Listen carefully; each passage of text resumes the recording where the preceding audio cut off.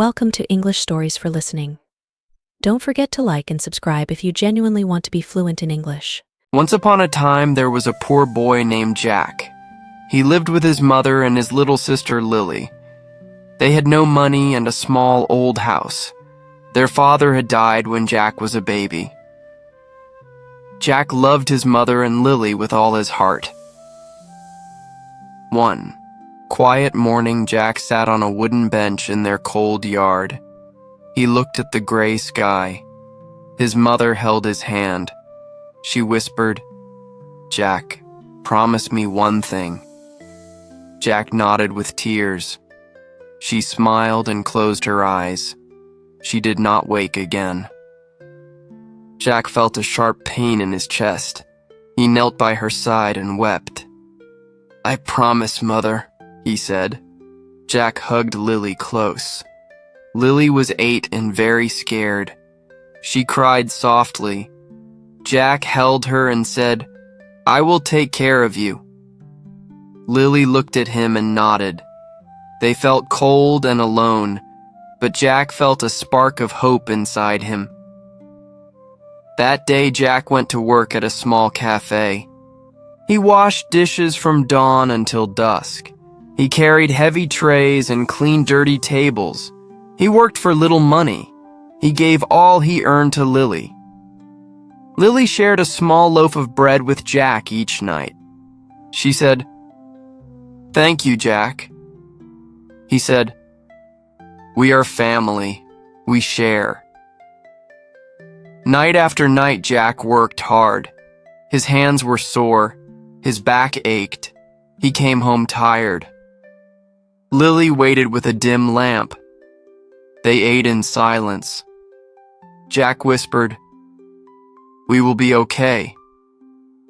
Lily squeezed his hand. They tried to sleep, but tears kept them awake. One dark night, Jack heard a strange noise. It came from the attic. The floorboards creaked. He felt a chill run down his spine. He climbed the narrow stairs with a shaking heart.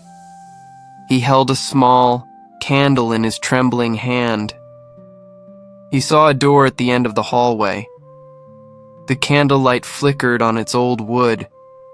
Jack pressed his ear on the door. He heard a soft whisper. He could not make out the words. His heart beat fast. He took a deep breath and turned the old knob. The door creaked open. Inside the attic was an old wooden chest. It was dusty and covered in spider webs. On the lid, he saw their mother's name. Jack felt hope mixed with pain. He wiped the dust away and lifted the lid. Inside lay a small leather journal and a shiny brass key. Jack's hands shook as he held the journal. He went downstairs and showed Lily. She touched the key with wonder.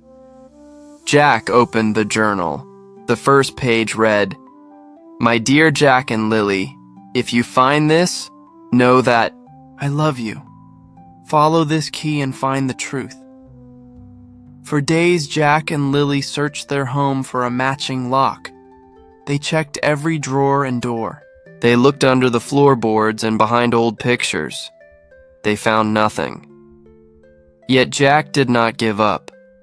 He worked extra hours at the cafe. He saved every penny. He bought train tickets with Lily. At dawn, they boarded the slow train to their old town. Lily held the journal. Jack held the key. Neither spoke. They felt fear and hope at the same time. When they reached the dusty train station, Jack went to the locker room. He counted the lockers one by one. His hands were sweaty. He found a small locker that fit the key. He slid the brass key into the lock. It clicked. Jack pulled open the door. Inside was a bundle of letters and a small box of old coins. Jack's eyes filled with tears. He carried the letters and coins home. That night, he read the first letter by candlelight. It was from a man named Richard. He wrote, "I was your father's friend. He left money for you and Lily. You will find more at the city bank." The next day, Jack and Lily went to the city bank. They showed the letters and a copy of their mother's death certificate. The bank clerk led them to a small safe deposit box. He opened it and handed Jack a stack of envelopes filled with money. Jack hugged Lily. He whispered, "We have hope now." They wept together. The coins from the chest had been a seed. The bank money was their promise. Jack used some of the money to pay rent and buy food. He gave some to neighbors who had fallen sick. He helped other poor families with small gifts. He said, "We share our hope." With the rest, Jack enrolled in a night school to learn English. His English was weak. He felt shy and afraid. He studied every evening. He read simple books and wrote new words on the wall. Lily learned too. She repeated each word after Jack. They laughed at mistakes. One evening, the night school teacher, Ms. Allen, heard Jack speak. She said, "Jack, you speak with care. Will you help me teach?" Jack felt fear. He had no training. But he remembered his promise. He nodded. He said, "I will try." Jack stood before a small class of new immigrants. They knew little English. Jack spoke in short, clear sentences. He pointed to objects and said, "Book, table, chair." The students repeated after him. Jack felt a warm glow in his chest. News of Jack's classes spread. More people came. They sat on old chairs in a simple room. Jack taught them words in short sentences. He told them small stories about hope. He saw bright eyes and grateful smiles. He felt alive. A reporter from the EI local newspaper came to watch Jack teach. She wrote, "This young man uses his pain to help others." The article touched many hearts. Donations arrived at Jack's door. They sent books, school supplies, and money. With the new support, Jack opened a small school. He named it Hope School. He hired other teachers. Lily became a teacher too. She taught children during the day. Jack taught adults at night. They built a library with donated books. Years passed. Jack became known for his kindness. He spoke at meetings about pain and promise. He told his story to large crowds. He said, "Pain made me powerful." People listened and cried. They shared their own pain with him. Jack never forgot his promise.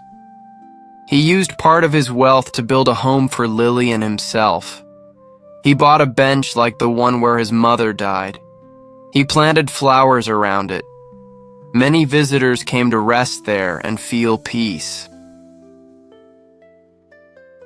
One evening, Jack and Lily stood by the bench. A soft breeze blew. Lily held a photo of their mother. She said, "I miss her." Jack hugged her. He said, "She lives in our hearts." They watched the sun set together. Now Jack is rich and famous, yet he lives simply. He visits poor families and gives them help. He opens new schools and libraries. He still teaches English in small rooms. He still shares his story with tears and hope. He learned that sorrow can shape you. He learned that tears can lead to compassion. He learned that a promise can guide a life. He learned that pain, when faced, can become strength. In our darkest moments, we can find the light that guides us forward. What pain will you turn into your power?